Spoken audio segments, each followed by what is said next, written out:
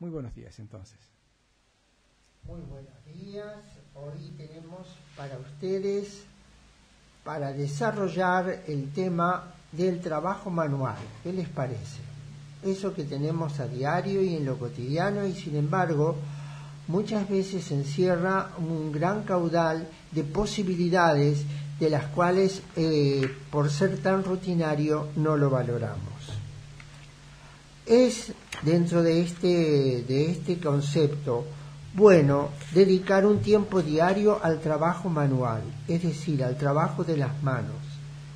Por ejemplo, la tarea de mantener limpio y ordenado los lugares donde se vive y se trabaja da amplia oportunidad para ejercitar el cuerpo, relajar la mente, y sobre todo para aquellos que tienen mucho trabajo intelectual.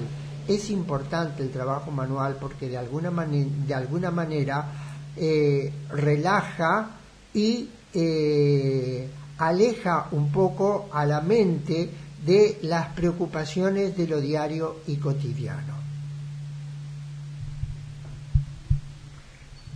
Es también conveniente, como se decía recién, además de limpiar lo que uno ensucia, ordenar lo que uno desordena.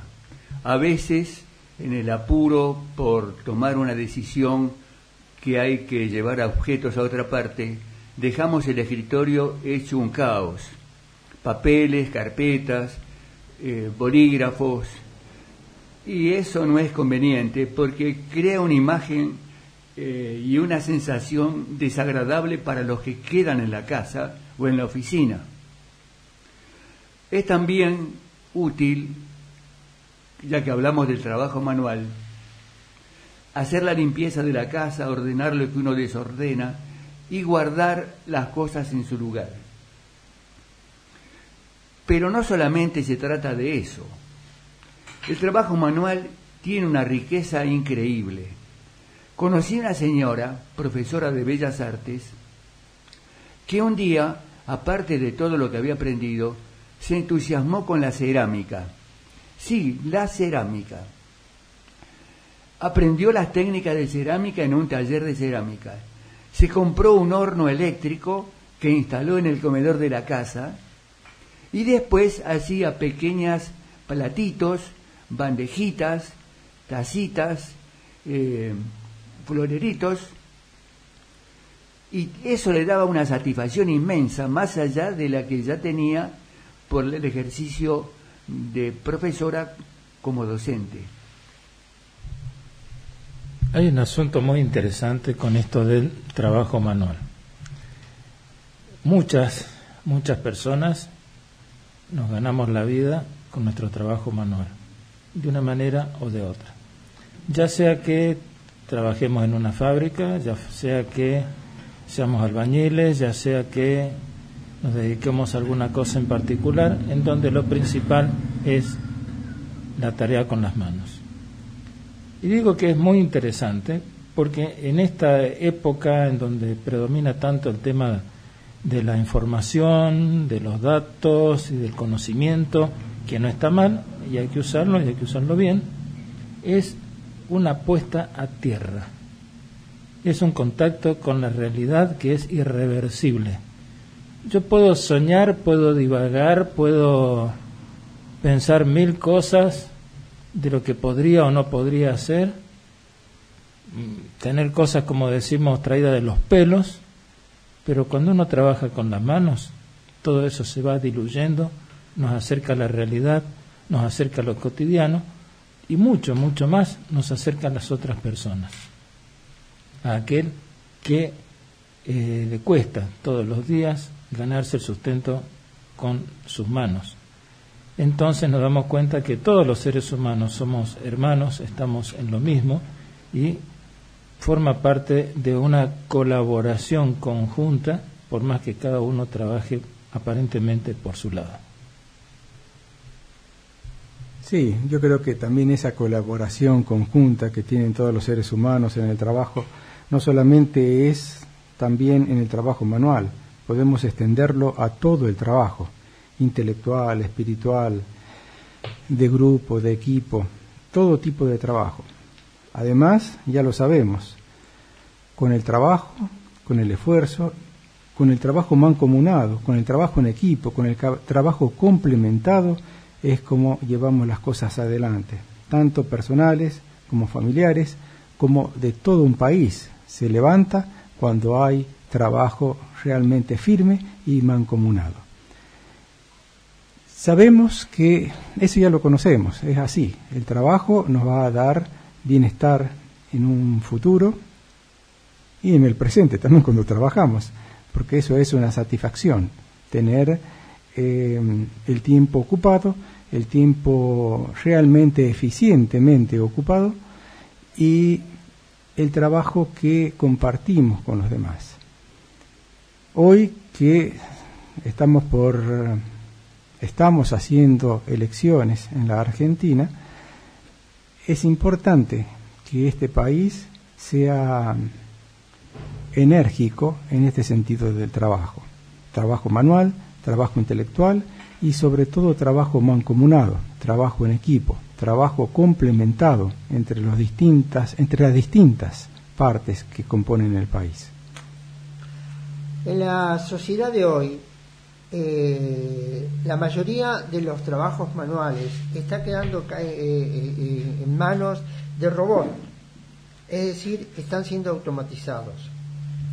Aquellos que nos ganamos el sustento dedicándonos a tareas más intelectuales tendemos a considerar el trabajo manual como algo histórico, algo ya fuera de época, algo que ya es obsoleto. Sin embargo, los robots aún no nos han liberado a todos. Por otra parte, la automatización nos ha impuesto su propio ritmo y sus controles sin misericordias. En vez de liberarnos, pasamos a depender de máquinas que, si bien trabajan para nosotros, nos han hecho perder en gran medida, sin darnos cuenta, el don de usar nuestras manos.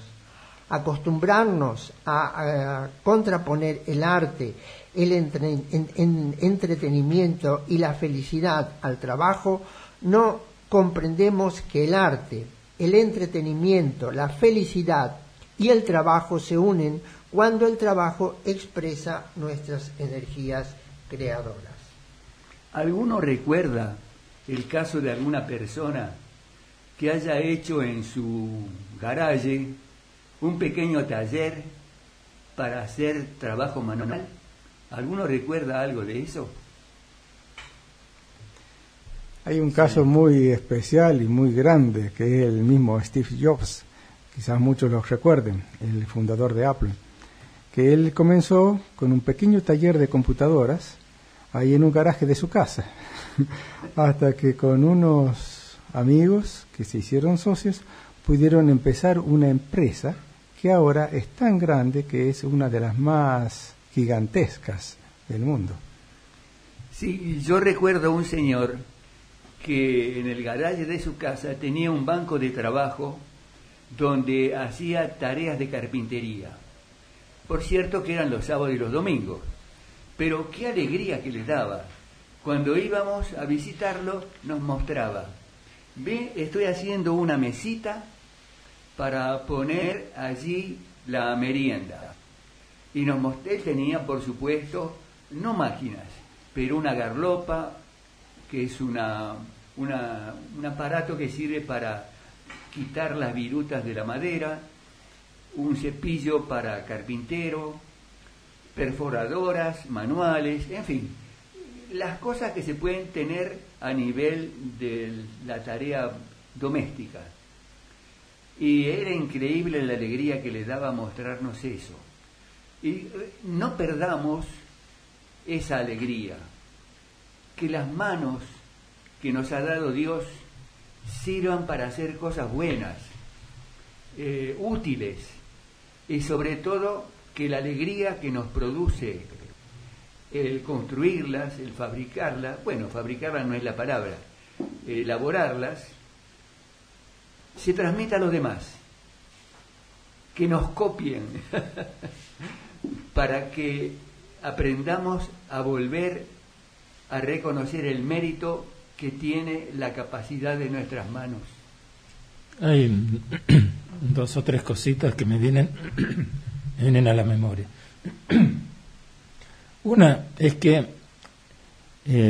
por ejemplo, cuando uno escribe, en otra época escribía a mano, después a máquina, ahora con la computadora es todo mucho más rápido, y en mi caso por lo menos he notado cómo voy perdiendo la caligrafía. Tengo una letra horrible, por ahí ni yo mismo me la entiendo. No digo que antes tenía una letra linda, pero la podía leer. Quiere decir que el ejercicio de los dedos, de las manos, por ejemplo, al escribir, es un trabajo interesante. Mucha gente ha comenzado un taller en otra época de relojería, de carpintería, de mecánica, fabricación de dulces, en el garaje de su casa o en algún garaje prestado por alguien. Pero hay un drama con todo esto. Yo recuerdo haber conocido un viejito hace muchos años ya, calculo que debe haber fallecido, que era un gran cerrajero, un maestro. Por supuesto, era de esas personas que están registradas en la policía por la habilidad que tiene para abrir, o que tenía para abrir cualquier cosa. Aún cuando había un problema en el banco, para abrir algo lo llamaban a él. El drama, ¿saben cuál es? Él no tuvo a quién dejarle lo que sabía. Una habilidad extraordinaria, pero no tenía aprendices, no los pudo encontrar. Entonces, la labor manual hay que rescatarla, rescatar lo que va quedando, rescatar lo que nosotros tenemos como seres humanos y como oficios que se pierden. Hay muchas cosas que hoy usamos y tiramos un montón de material porque falló una piecita. Lo dejo ahí, para la reflexión. Una de las cosas que tenemos que tener en cuenta es que los que no hacemos trabajo manual, ¿no es cierto?, habitualmente, nos sostenemos porque hay otros que hacen el trabajo manual que es necesario para la vida.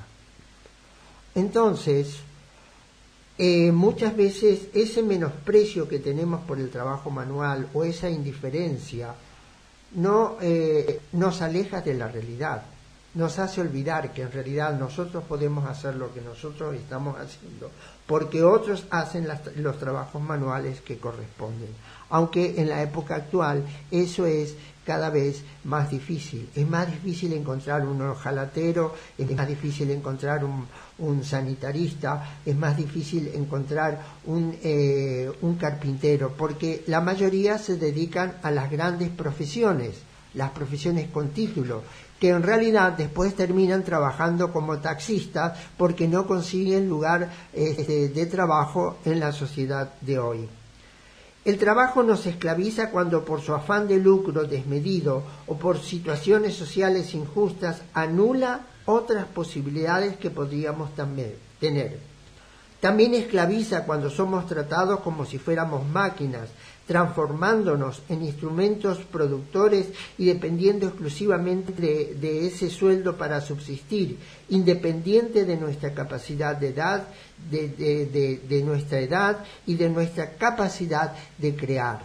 Hay que tener en cuenta que el hombre es creativo por naturaleza, y cuando el trabajo anula la capacidad de crear porque nos automatizamos, realmente nos estamos metiendo dentro de una coraza que después es muy difícil salir.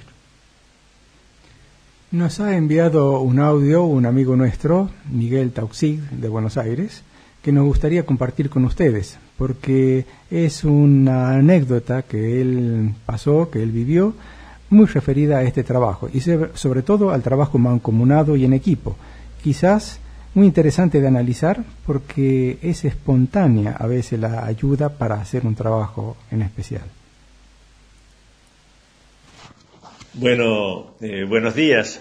Como vi que en el programa hablaban de algunos temas que están mencionados en uno de los mensajes de Plinilunio de CAF, que se reciben todos los años, y se habló de ser libres, se habló de amar, se habló de confiar, se habló de servir, y cuán importante es el quinto, que es el trabajar juntos.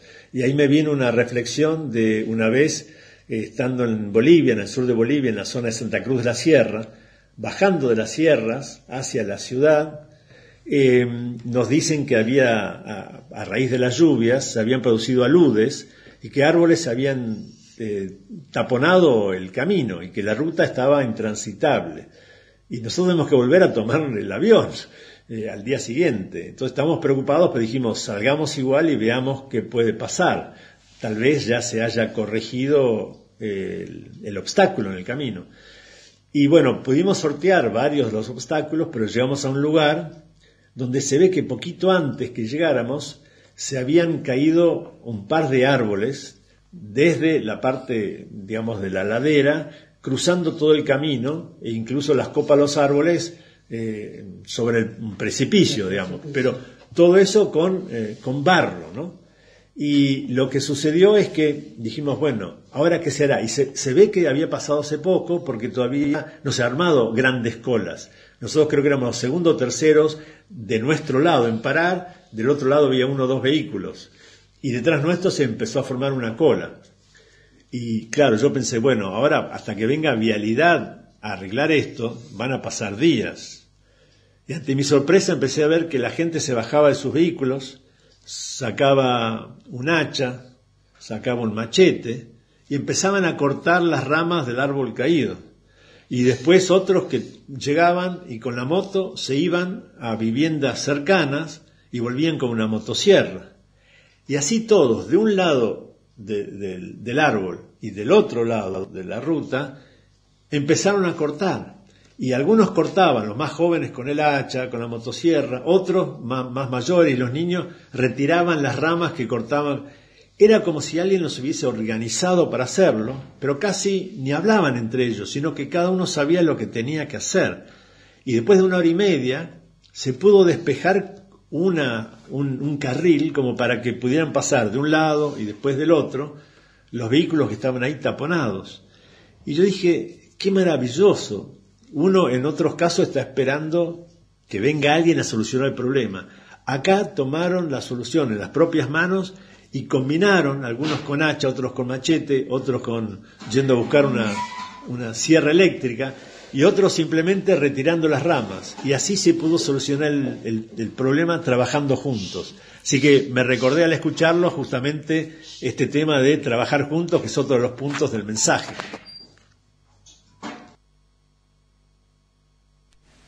Sí, ese era el audio que envió Miguel Tauxig, muy interesante, cómo la gente por solucionar un problema, un inconveniente, se aúna en silencio, sin una organización previa, y resuelve el inconveniente. En estos casos yo pienso que es realmente fantástico cómo es la predisposición de la gente.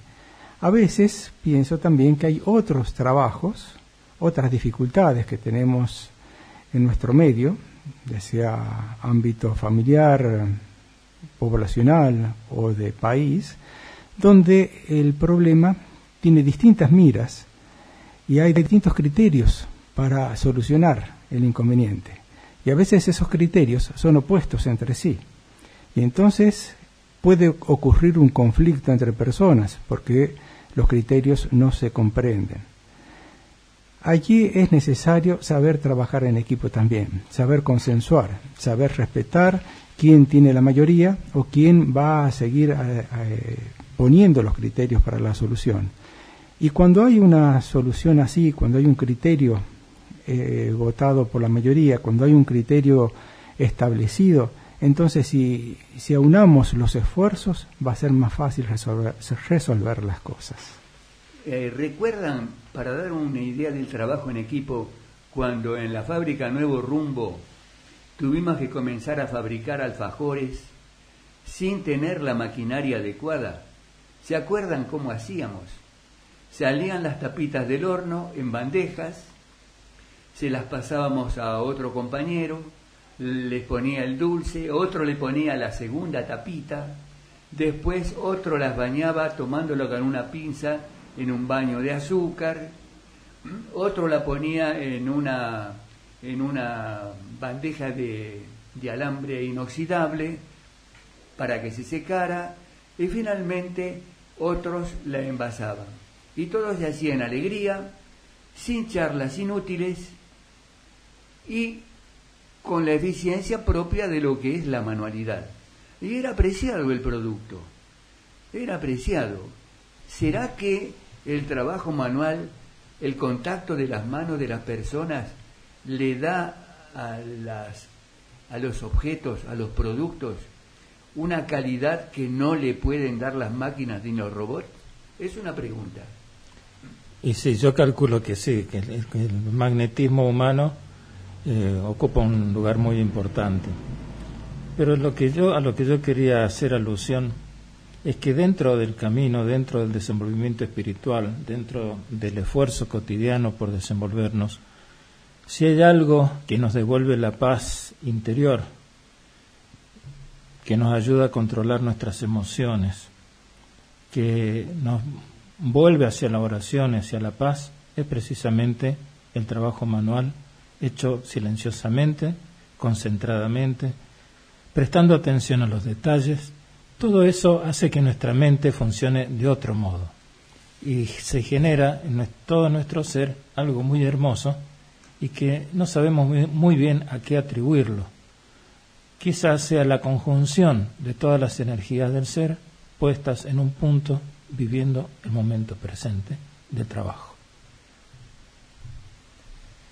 Bueno, vamos a pasar a la sección de la música. Los invitamos a escuchar estos temas que vienen ahora. Y les anticipo que es un programa dedicado a la música húngara. Por lo menos 2 o 3 temas vamos a tener de ese país. Es interesante conocer también en esa cultura qué característica, qué reflejo, qué modo tiene la música en esa cultura.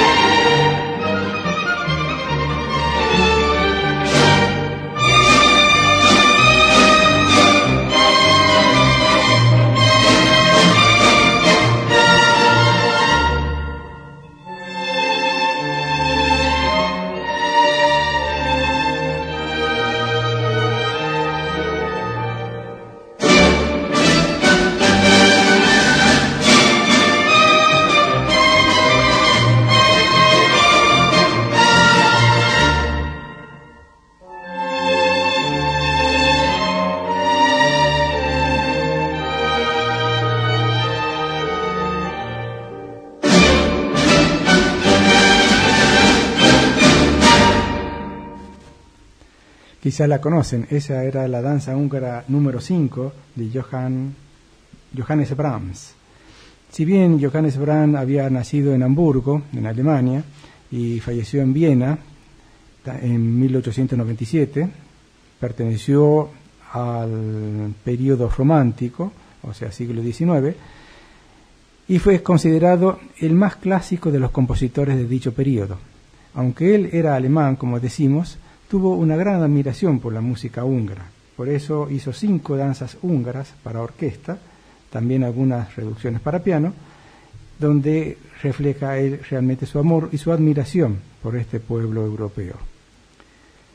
Se mantuvo fiel él toda su vida a un clasicismo romántico y conservador, influenciado por Mozart, Haydn y particularmente por Beethoven. Incluso la primera sinfonía de Brahms se considera la 10ª de Beethoven, porque es tanta la admiración que tenía Brahms por Beethoven, que es como una continuación de la obra de él. Estamos en el programa Caminemos Juntos, un espacio de CAF, un camino de desenvolvimiento espiritual. Los teléfonos de la radio para comunicarse con nosotros durante el programa 03546 420 007 o bien los celulares 03546 538 109 538 112. Estamos en Radio Flash FM 107.7 del canal. Bueno, algunas actividades de CAF en Santa Rosa de Calamuchita, encuentros de meditación y diálogo en Los Nogales, en Camino Provincial y Calle 26, los viernes de 17:15 a 18:15 horas. Para más información, comunicarse al 420-564 o al WhatsApp 3546-541-674. En la ciudad de San Luis, provincia de San Luis, taller de meditación y diálogo el martes 29 de octubre de 19 a 20 horas, en calle 25 de Mayo, 824. Contacto, el celular 266-448-6375 o el correo electrónico cafsanluisextensión@gmail.com. Y recordemos a nuestros amigos de Radio Vuelos o Vuelos CAF, todos los sábados de 16 a 17 horas en YouTube, radioalacalle.com en vivo.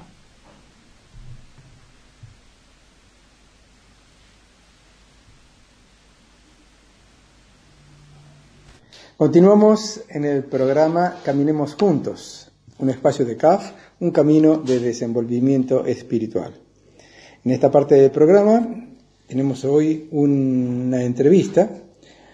Una persona que nos vino a acompañar, a visitar, es Mario Babbio, es oriundo de Buenos Aires, es miembro de CAF, y tenemos muchas cosas para preguntarle respecto a nuestro camino. Buenos días, Mario, ¿cómo le va? Buenos días, ¿qué dicen ustedes? Muy agradecido de estar acá con ustedes. Nosotros somos los agradecidos. Quisiéramos saber cómo fue su contacto con CAF, que creo que ya hace muchos años, ¿no? Con mucha trayectoria tiene en CAF. Creo que, no sé, sacando la cuenta ligeramente, debe ser como 40 años más o menos. Del año 75, así que saqué la cuenta, más o menos. Pero yo tuve un contacto con CAF antes de eso, en el año 67, por diversas razones no ingresé a CAF, pero después me volví a contactar porque lo que me llevó a CAF fue, digamos, un motor interno, una búsqueda de algo que a uno se le presenta como un sueño, como una esperanza, como un anhelo de ver las cosas de una determinada forma, y cuando uno encuentra un lugar, un camino, donde pueda contactar con lo que a uno lo mueve, bueno, y yo tenía esos anhelos, esa mirada, así que cuando me encontré de casualidad contacté a una persona, tenía una compañera de facultad, bueno, me contactó con CAF, se presentó ante mí la posibilidad de llevar un poco a la práctica, a la vivencia, esos sueños que tenía, sobre todo de amor, justicia, verdad, honestidad. Bueno, son esos valores que un poco movilizaron mi vida. Y bueno, y contacté con Carlos por esa manera. Y nosotros podríamos preguntarle, así en estos 40 años, creo que son como 40 años que pasaron, ¿usted puede decir que tiene un resultado en todo ese trabajo, en ese método, en esa búsqueda, que en un inicio tuvo una característica y que ahora quizás tenga otra? ¿Cómo fue? ¿Cómo evalúa en general toda esta trayectoria? Bueno, yo voy a hablar de mi caso particular porque hay otros resultados. No todos tienen el mismo resultado. No quiere decir de que uno entra a un camino, entra a estudiar una profesión y a todos le va de la misma manera. Hay unos que tienen éxito, hay otros que no les va bien, hay otros que fracasan. Y en un camino de lo que yo he visto es que depende de lo que uno haga con lo que recibe. Y ahí está el secreto. Uno puede llegar a ser, entre comillas, un triunfador, o puede ser que abandone el camino y lo deje, o que lo siga y no llegue y haga una vida común, que no se destaque para nada. Por eso depende de lo que uno ponga. Y el esfuerzo que uno haga. El esfuerzo que uno haga, pero siempre el esfuerzo, porque también el buey hace esfuerzo, pero siempre sigue siendo un buey. Entonces, el esfuerzo tiene que ir unido a un discernimiento, a una reflexión. Un esfuerzo bien guiado, quiere decir, un esfuerzo consciente. Un esfuerzo consciente, guiado, por un lado puede ser guiado por la mirada del otro o de alguien, pero también uno tiene que sacar sus propias conclusiones y hacer su propia reflexión, porque la mirada del otro es un dato. Para que uno lo incorpore, uno tiene que abrirle una puerta interna a la mirada del otro. Es decir, lo que nosotros llamamos hacerse vulnerable. Si uno no le abre esa puerta interna, el dato que me da otro, me dice, mira, me parece que vos estás equivocado. Y uno dice, ¿qué sabés vos de esas cosas? Chao, uno le cerró la puerta. Por eso uno tiene que hacer un esfuerzo, una reflexión, un trabajo constante. Para escuchar. Es decir, la clave del éxito es el fracaso, pero no estamos muy acostumbrados a pensar de que la clave del éxito es el fracaso. Pero es así, pero un fracaso, 2 fracasos, y ahí tiene que tener uno y seguir con el motor prendido y en la búsqueda. Si uno se detiene, y muchos se detienen, y ahí terminó el camino. En mi caso, bueno, contra viento y marea seguí, y mis resultados fueron que mi conciencia se fue expandiendo cada vez más, y cada vez más abarco más cosas, pienso más cosas, tengo en cuenta más cosas, me preocupo por más cosas. Bueno, y ahí estoy. Muy bien.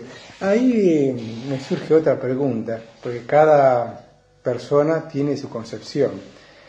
¿Cómo es la idea que usted tiene de Dios? ¿Qué es Dios para usted?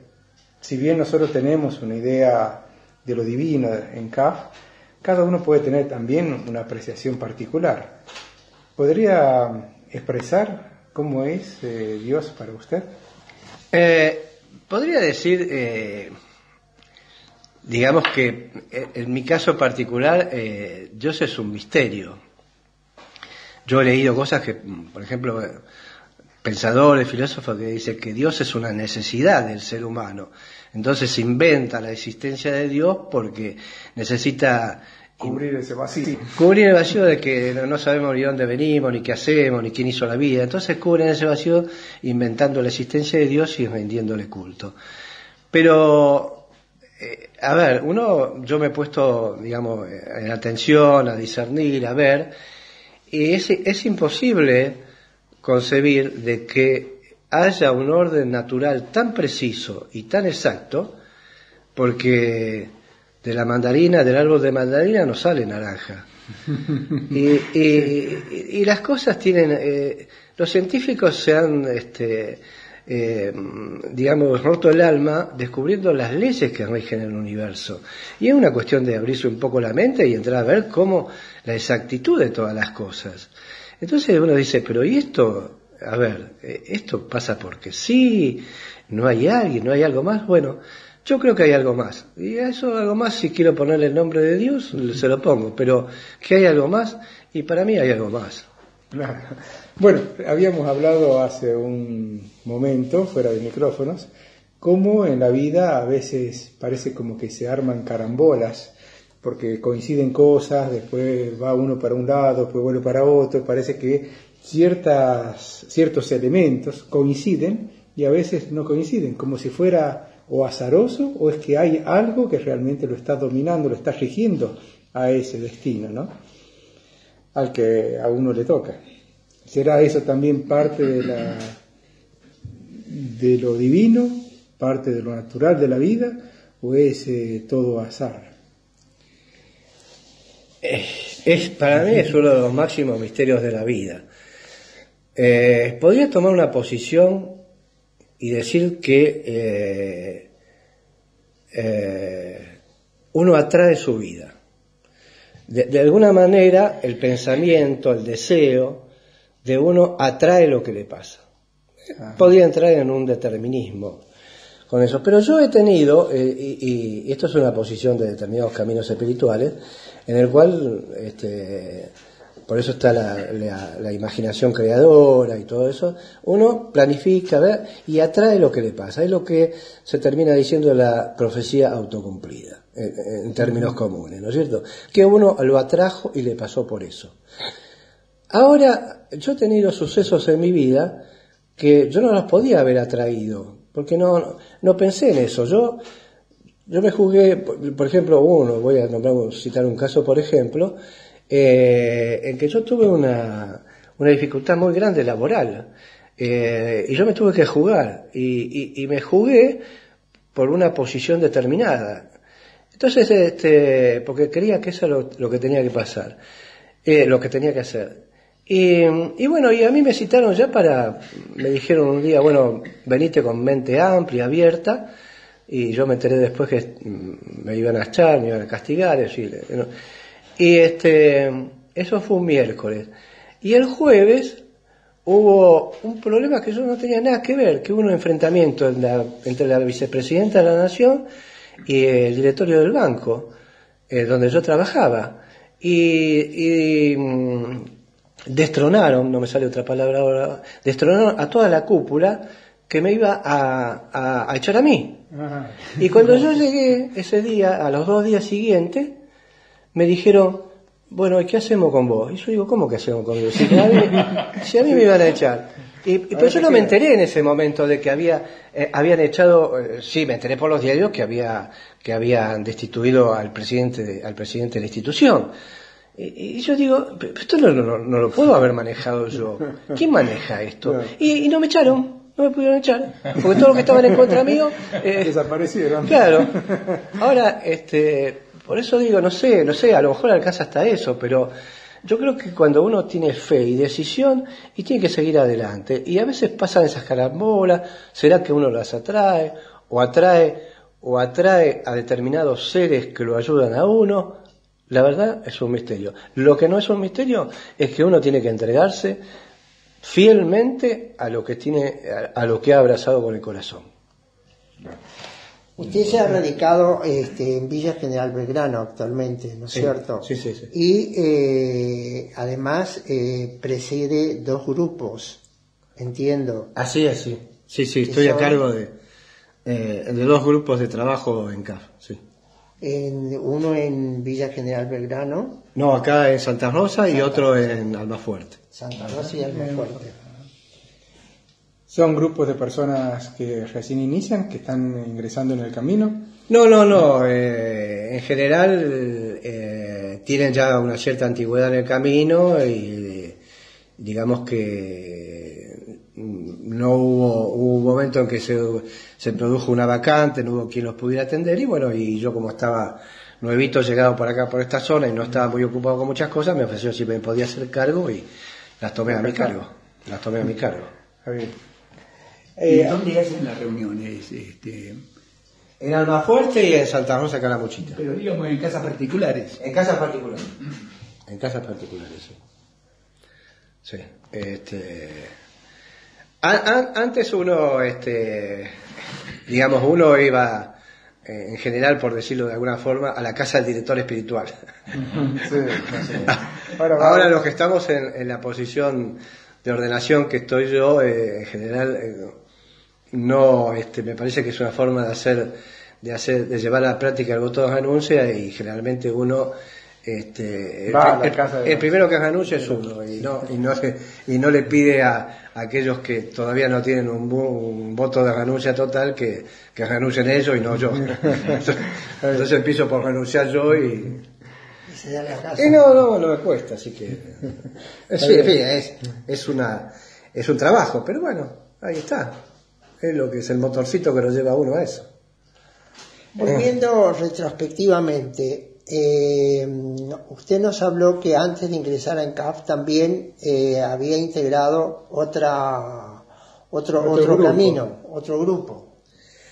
¿Cuál fue ese? Sí, siempre yo estuve investigando, por eso yo me llegué a conectar con gente de ENCAF y todo, yo leía Krishnamurti, leía Hermann Hesse, Siddhartha, esos libros que en aquella época eran sí, estaban de moda y de gente que estaba en un camino espiritual, que tenía como Krishnamurti, que tenía sus principios, sus cosas, y así que siempre estuve de alguna forma conectado con algún anhelo, alguna parte espiritual de la vida y de las visiones y de lo que pasó en el mundo.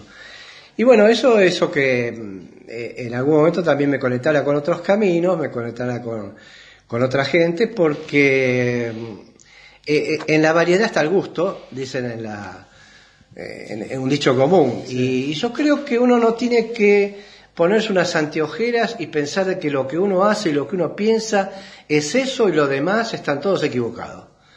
Me parece que, digamos, uno tiene que abrirse en el panorama, tiene que tener una libertad para poder experimentar otras cosas. Aceptar y eso hace, diversidad.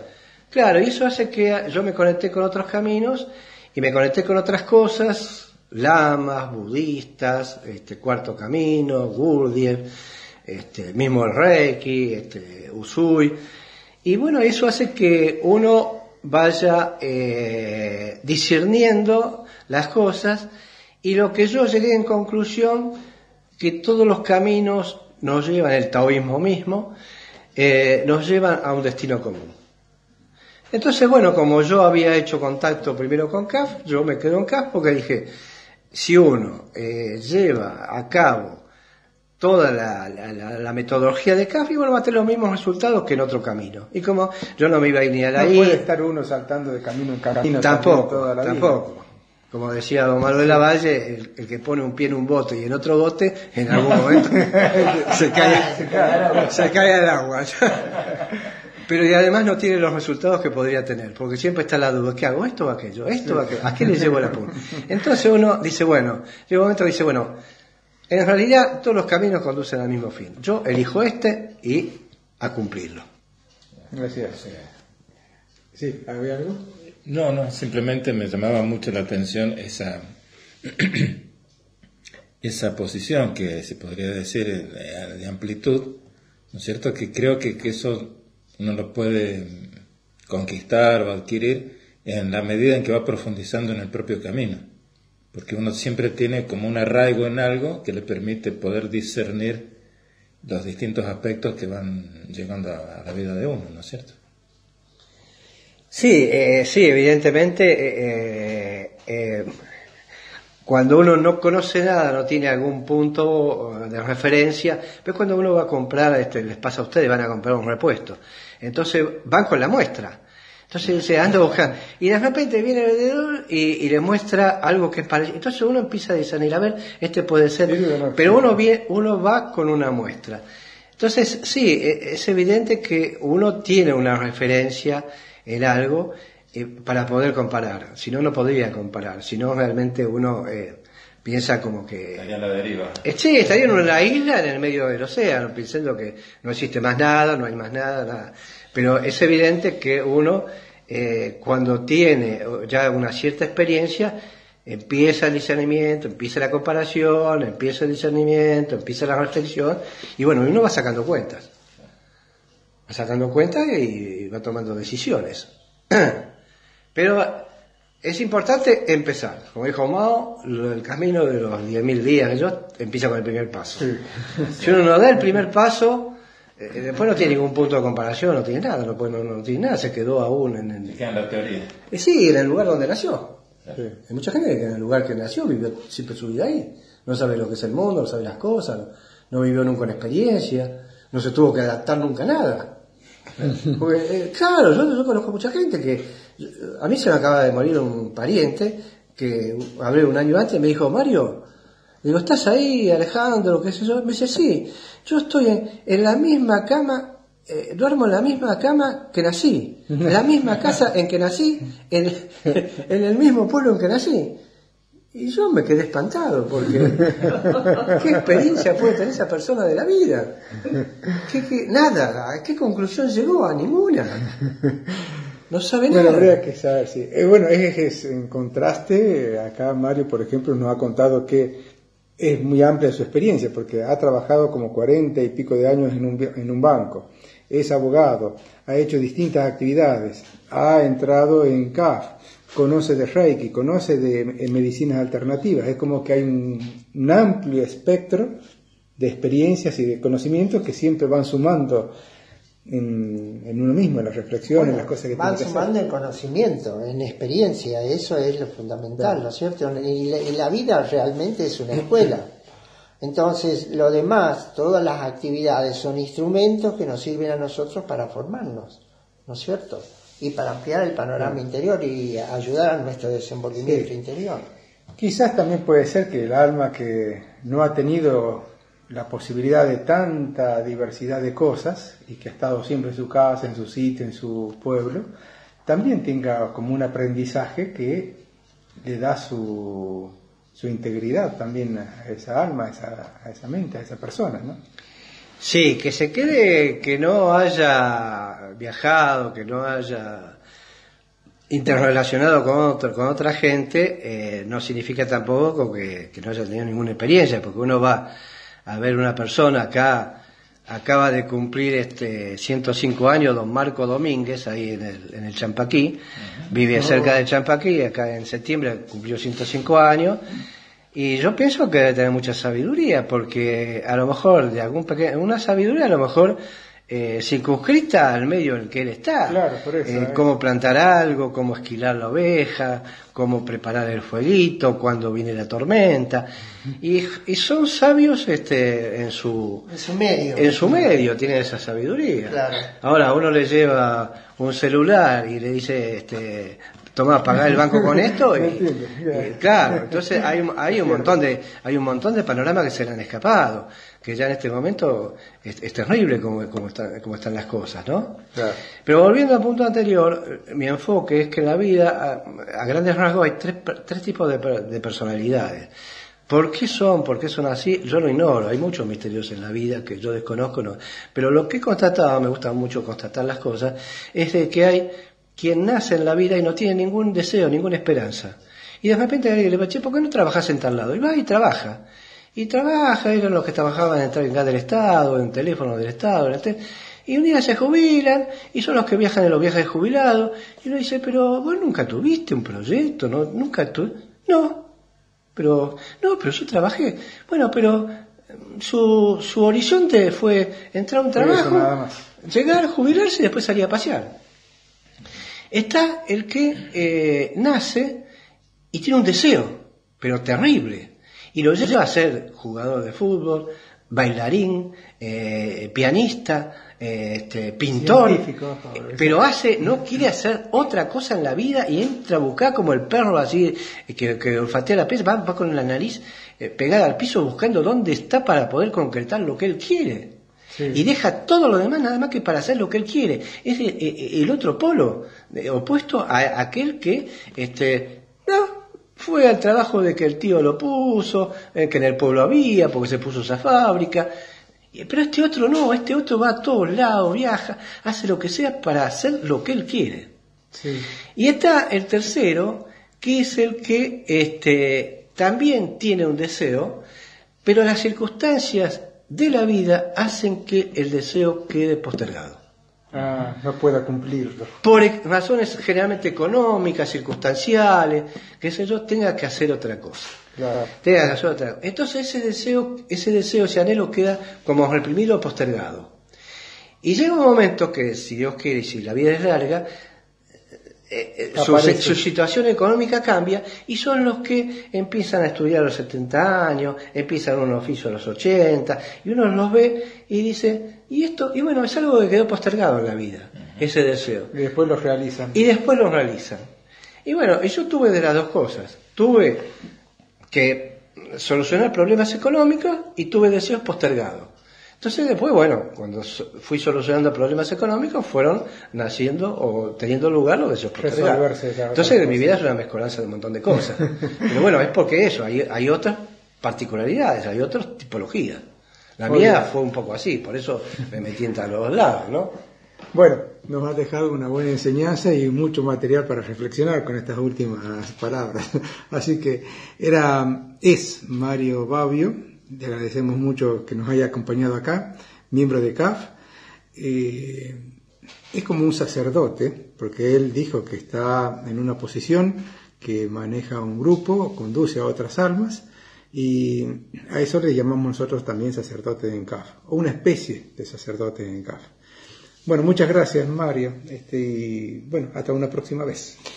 Yo el agradecido soy yo en esta entrevista, y si yo me pusiera en el lugar de los oyentes me quedaría, a lo mejor alguno se quedó con gusto de muchas cosas más, porque en realidad la vida es muy amplia, las experiencias son muchas, así que a lo mejor queda abierta la oportunidad para otra vez. ¿Sí? Pero digamos que como cosas principales el esfuerzo, la fe y la reflexión son fundamentales entre otras cosas, para seguir adelante en el camino. Y hay otras cosas más que, bueno, ya en algún momento las iremos charlando. Y no darse por vencido, ¿verdad? No darse por vencido jamás. Bueno, muchas gracias, Mario. Hasta pronto.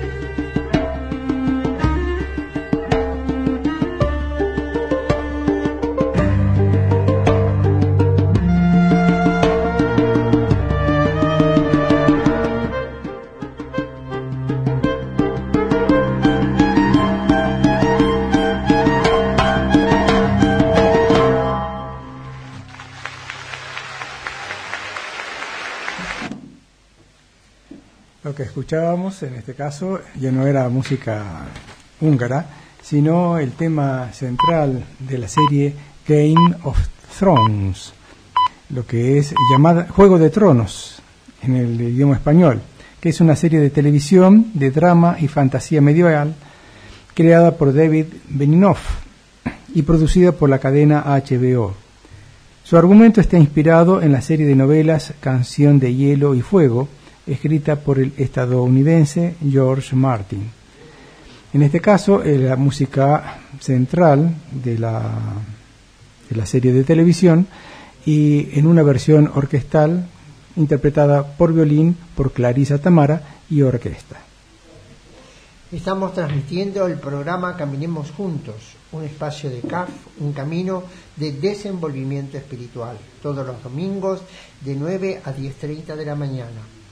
Para escuchar en vivo a través de internet, poner en la barra de direcciones fmflash.com, todo con minúscula y guión medio. Hacer clic donde dice en vivo. Para escuchar en diferido, poner en el buscador CAF Caminemos Juntos. Luego hacer clic en la solapa donde dice videos. El sitio web de CAF es www.caf.org. CAF se escribe C-A-F-H. El correo para comunicarse con el programa es infocaf@gmail.com. Los teléfonos, el 03546-420-007 para comunicarse durante el programa con la radio, o bien a los celulares 3546-538-109, 538-112. Estamos en Radio Flash FM 107.7. Muy bien, y ahora vamos al siguiente bloque. Sí. ¿No tiene ahí algo para escribir? Sí, tengo una Bic acá, no sé si quiere que me preste. Bueno, podría ser, porque justo me olvidé de traer, siempre lo tengo a mano y ahora no tenía con qué escribir. Muchas gracias.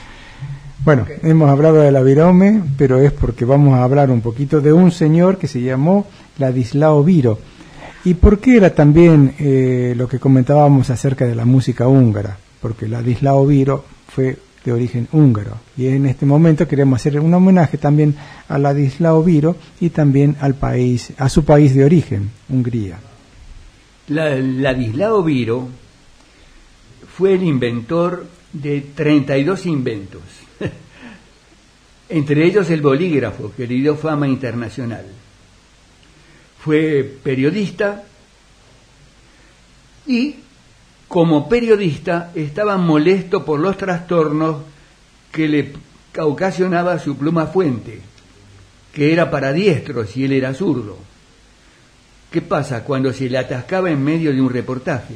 Porque claro, como era zurdo, a medida que su mano avanzaba, el resto de la muñeca estaba arrastrando la tinta de lo que ya había escrito. Entonces, junto con su hermano Georgi, que era químico, húngaro por supuesto, logró una tinta muy útil para la escritura a mano. Pero no podía utilizarse con la pluma, pues se trababa al escribir. ¿De dónde sacó Biro la idea de la virome?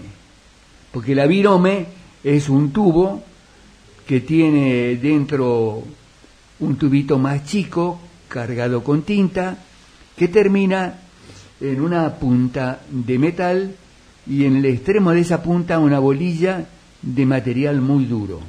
Aquí vamos a ver cómo funciona la inteligencia de una persona sumamente inteligente.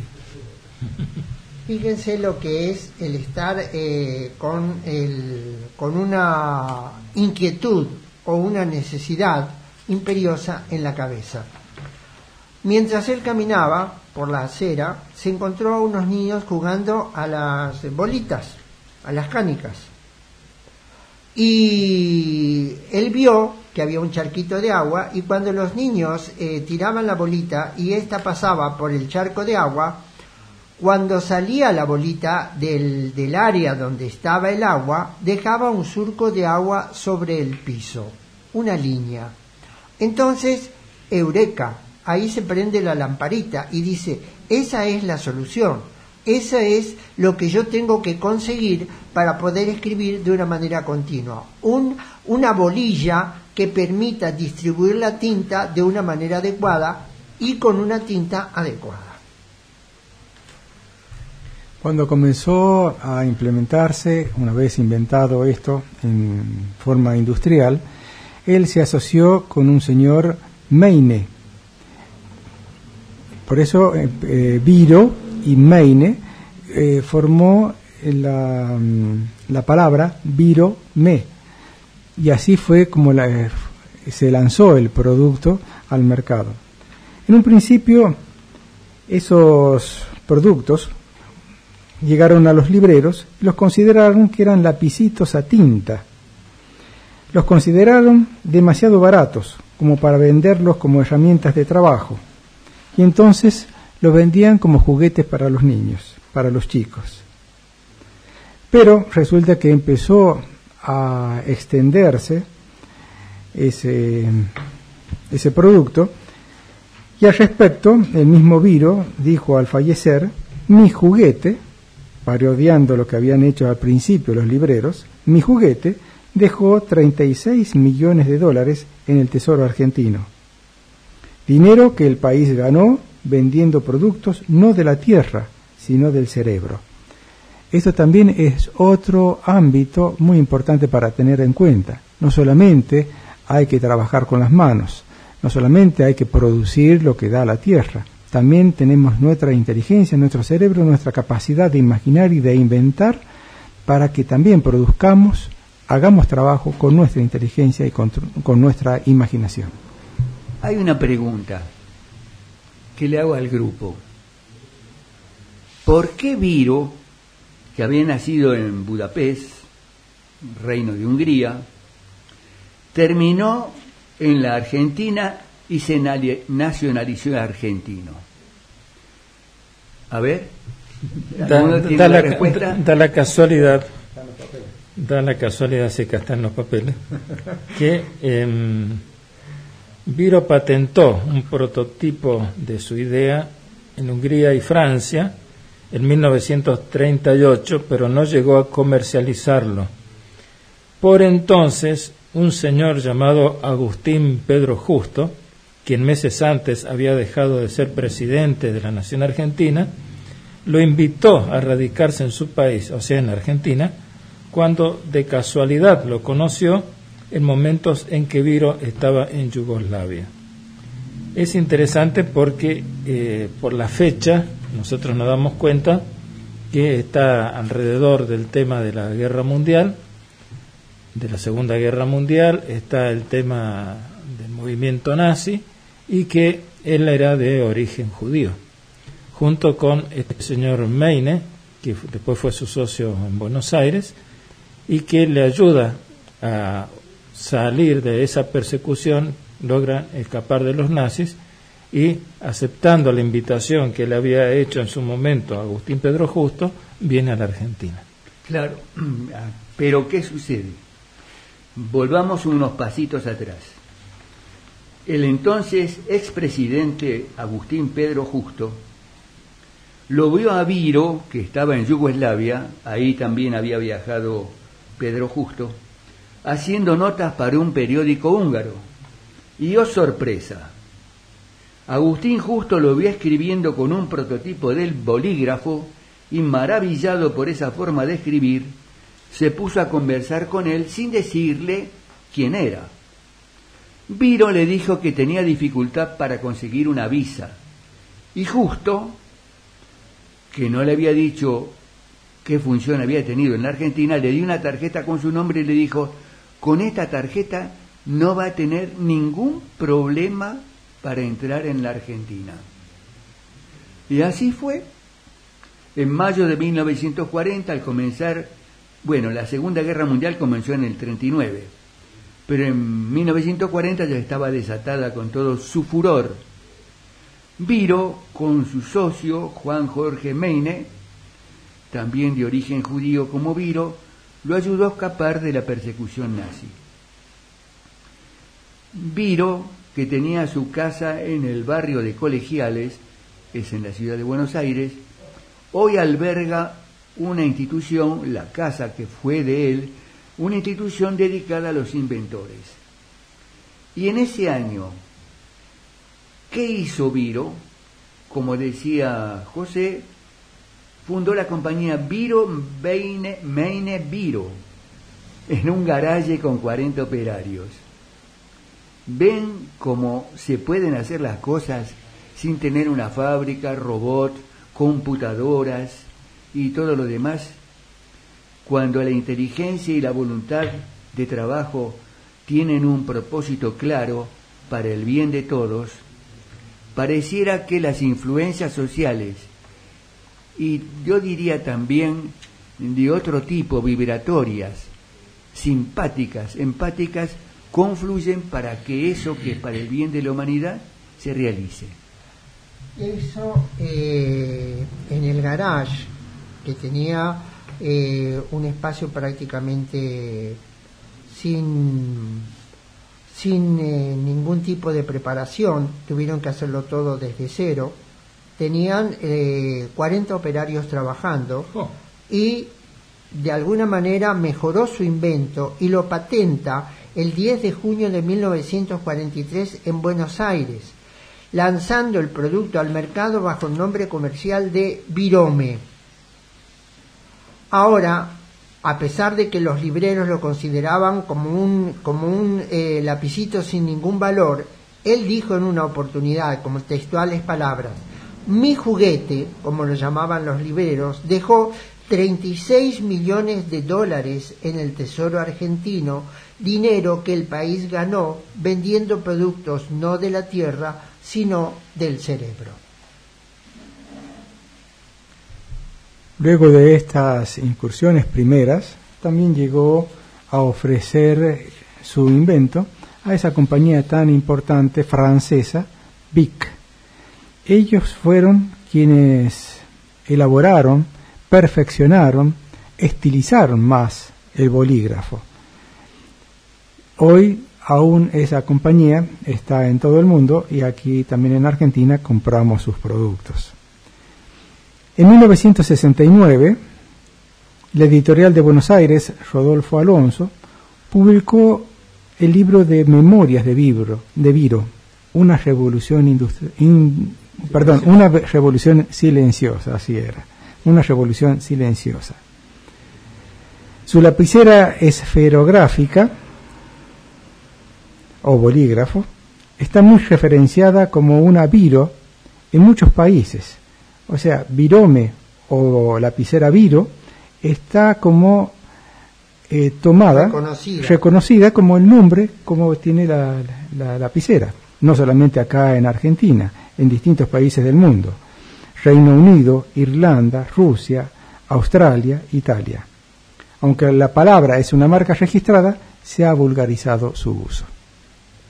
Él además realizó, como dijo Juan Carlos en un principio, 32 inventos, dentro de los cuales los más importantes es un perfumero que tiene el mismo principio que el bolígrafo, porque es el origen de los desodorantes a bolilla. Un nuevo modelo de pluma estilográfica, un lavarropas que había sido construido para su esposa en 1930, una caja de cambios automático mecánica, un termógrafo clínico, un proceso continuo para resinas fenólicas en 1944, un proceso para mejorar la resistencia de varillas de acero, dispositivo para obtener energía de las olas de mar en 1958, una boquilla antitóxica, cerradura inviolable, etcétera, etcétera, etcétera. Realmente es de una capacidad extraordinaria. Vamos a hacer otro intervalo, con un intervalo musical. Así que lo invitamos a ver otra vez música húngara, a escuchar música húngara.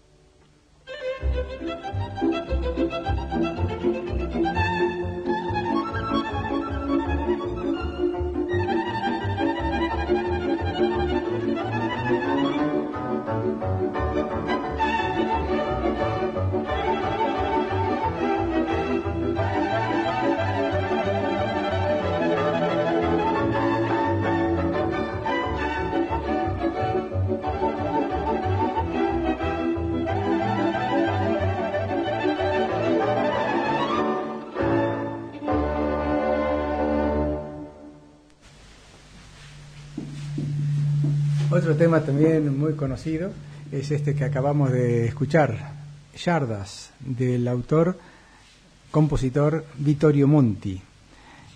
Yardas o sardas es un ritmo popular húngaro. Y aunque Vittorio Monti no era húngaro, era italiano, nacido en Nápoles en 1868, era también un admirador de la música húngara y toma temas autóctonos de Hungría para hacer estas yardas. Vittorio Monti entonces nace en Nápoles el 6 de enero de 1868 y muere en el mismo lugar, en su ciudad de origen, 20 de junio de 1922. Fue un compositor, violinista y director de orquesta italiano. Estudió violín y composición en el Conservatorio de San Pietro en Maiella. Y en 1886 se trasladó a París, donde allí hizo la mayor parte de su obra. A partir de 1900 fue nombrado director de una orquesta allí en París, y allí compuso y ejecutó numerosas obras. Quizás una de las más conocidas de él es estas yardas, originalmente escritas para violín o mandolina con acompañamientos de piano. Una obra compuesta en 1904. Muy bien, estábamos comentando sobre el tema de Byron y sobre todo el bolígrafo. Ahora, es interesante saber cómo se fabrica el bolígrafo. En este momento se venden casi 300 bolígrafos por segundo en todo el mundo. Si nosotros miramos a nuestro alrededor, es decir, arriba de la cómoda, al lado de la cocina, arriba del papel, al lado de la computadora, tenemos un bolígrafo. Y generalmente tenemos uno o dos en el bolsillo y alguno de reserva. Es decir, lo tenemos por todas partes. ¿Cómo se fabrica un bolígrafo? La fábrica de bolígrafos, primero, está en París, la capital de Francia. Aquí se encuentra la sede principal de Bic, que es una de los bolígrafos más conocidos y de más renombre. Esta empresa fue creada en 1950 y rápidamente acaparó gran parte del mercado. Durante estos días se han fabricado ya 110.000 millones de unidades. Si colocamos todos los bolígrafos uno detrás de otro, podemos dar la vuelta al planeta más de 3.150 veces. ¿Qué les parece? Yo creo que un poco más también, porque Bic en realidad no es la única marca, para que no se suponga que le estamos haciendo propaganda a alguna marca. Por ejemplo, Faber-Castell, que creo que de origen alemán, también hace muy buenos bolígrafos. Entonces, creo que habría que agregar algunas vueltas más. ¿Cuál es el proceso de fabricación? Vamos a ver eso. Lo importante, para comenzar por un extremo riguroso, que los bolígrafos son controlados para que salgan perfectos de la fábrica. La clave consiste en la pequeñísima bolita de metal que se encuentra en su punta. La función de esta bolita es regular la salida de la tinta. Si el bolígrafo no se está utilizando, debe sellar el fluido. Cuando se escribe sobre un papel, todos lo hemos experimentado, la bolita gira suavemente y deja pasar la cantidad justa de tinta, que se seca en el acto. Esto que parece tan sencillo es verdaderamente complejo. Además, existe el problema que al escribir la punta del bolígrafo recibe una enorme presión. Todo el peso de tu mano y la fuerza de tus dedos acaba en una bolita muy pequeña. ¿Cómo se solucionó este problema? La bolita se fabrica con uno de los metales más duros que existen, el carburo de tungsteno, que es tan duro y resistente que también se emplea para fabricar municiones antiblindaje en la industria militar. ¿Sí? Es un extremo no, digamos, opuesto a la paz que significa el uso de la bolita del virome para la escritura. Las bolitas de carburo de tungsteno de apenas 1 milímetro de diámetro se fabrican al someter a calor y enormes presiones un fino polvo en una máquina denominada compresora. Pero, ¿y después cómo sigue la cosa? Bueno, para conseguir las dimensiones y geometría necesaria, las bolitas son introducidas en una pulidora, una especie de tambor giratorio dentro del que se introducen las bolitas, aceite lubricante, una especie de pasta formada con polvo de diamante, que es el material más duro de la naturaleza, y se debe dejar trabajar esta máquina durante 5 días para obtener perfectas, relucientes y brillantes bolitas para bolígrafo. 5 días. Es interesante en todas estas cosas que nosotros usamos casi inconscientemente, es interesante pensar todo el trabajo que tienen detrás. Aquí tengo un bolígrafo en la mano, pero también hay papel, hay una botella, hay una computadora, hay una mesa, micrófonos, y detrás de cada una de las cosas que usamos hay no solo muchísimo trabajo, hay invención, hay personas que han dedicado su vida, han puesto su creatividad para que nosotros ahora podamos manejarnos con todos estos elementos que tenemos a disposición. Yo me acuerdo de una anécdota que es cómica, ¿no? Porque me acuerdo que cuando yo iba a la escuela primaria estaba prohibido el uso del bolígrafo.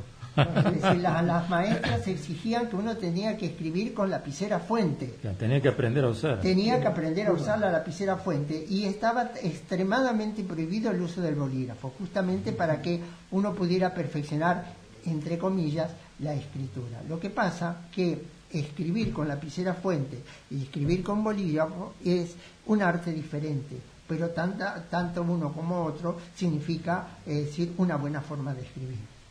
Sí, más actualmente que, digamos, el que le gusta escribir un trazo grueso, tiene un bolígrafo de trazo grueso, el que quiere finito, tiene finito, el que necesita tinta documental, tiene tinta documental. Es decir, realmente, como se decía recién, el ingenio humano abarca todos los aspectos, muchos aspectos que todos los días nos hacen la vida más fácil, más simple, y como ya lo tenemos incorporado, no nos damos cuenta, forma parte de nuestro día a día.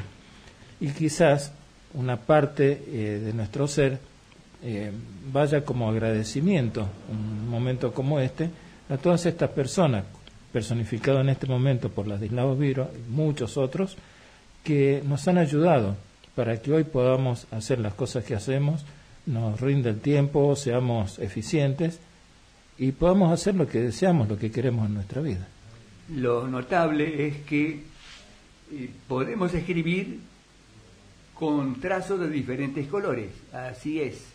Podemos escribir con un bolígrafo azul y sale la escritura en azul, con un bolígrafo negro y sale la escritura en tinta negra, con un bolígrafo rojo y otros colores. Lo importante es que para embocar las bolitas en una pieza hembra llamada punta, se fabrica broquelando un trozo de acero inoxidable, alpaca o latón. Las bolitas son examinadas concienzudamente para que funcionen correctamente. Es fundamental que encajen a la perfección. Todo este proceso es supervisado en todo momento por unas microcámaras de precisión. Este es el espacio, el huequito, para que pueda fluir la tinta entre el estuche y la punta donde se sostiene la bolita, es tan pequeño que se mide en micras, recordando que una micra es un 60avo parte del diámetro de un cabello. En esta asombrosa precisión reside la calidad y la excelente escritura de estos bolígrafos. Pero, ¿y el ensamblaje de la punta? ¿Cómo se hace para que resulte perfecto? Bueno, es necesario que la tinta cuente con un grado de viscosidad correcto. No solo tiene que haber un ensamble perfecto, sino que la tinta no debe que está constituida por tintes, disolventes y resinas, tengan la adecuada densidad. No tiene que ser ni demasiado densa como para que no salga, ni demasiado ahogada como para que no pueda fluir fluya con demasiada rapidez.